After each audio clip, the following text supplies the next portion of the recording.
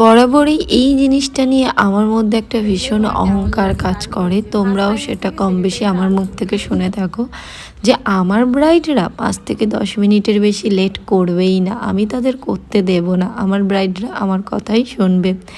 সত্যি কথা বলতে গেলে বেশি অহংকার করতে নেই। অহংকারের পতন খুব তাড়াতাড়ি হয়। ঠিক তেমনই পতন ঘটলো আমার 3rd মার্চে আমার এই মিষ্টি ব্রাইডের বুকিং ছিল।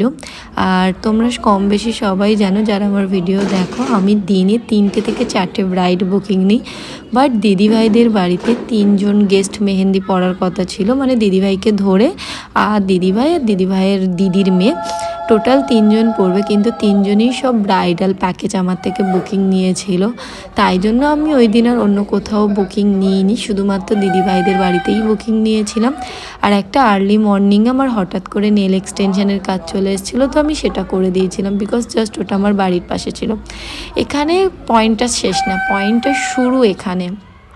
দিদিভাইদের টাইম ছিল 1:30, তার দিদিভাইয়ের দিদি আমাকে বলেছিল আমাদের কিন্তু 1:30টার বেশি একদমই দেরি হবে না, আমরা পুরো টাইমেই বসে যাব। রীতিমতো আমি ওখানে পৌঁছেছিলাম ডট 1:05-এ। তখন গিয়ে দেখলাম সবে আইবুড়ো ভাতের ব্যাকগ্রাউন্ডের সেট আপ ঠিকঠাক হচ্ছে। আমি গিয়ে ওয়েট করছি আমি তার মধ্যেই একবার তাড়া দিয়েছি, কারণ আমি জানি শেষমেশ গিয়ে কি অবস্থা হতে পারে। যেহেতু রেগুলার এগুলোর সঙ্গে আমরা অভ্যস্ত হয়ে গেছি, সেই জন্য আমি বলো আর আদার্স মেকআপ আর্টিস্ট, কলকা আর্টিস্টরা বলো, এই কারণেই সবসময় সময় হাতে নিয়েই তাড়া দিতে শুরু করে। কিন্তু কেউ আমাকে পাত্তা দিল না, আমার কথাটাকেও পাত্তা দিল না, সবাই যে যার মতো কাজে ব্যস্ত।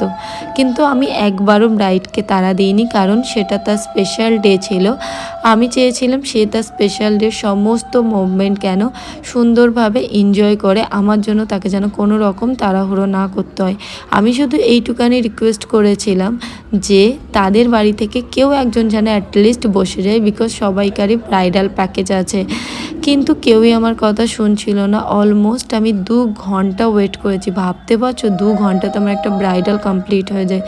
2 ঘন্টা ওয়েট করার পরে আমি যখন স্থির থাকতে না পেরে দিদিভাইকে বললাম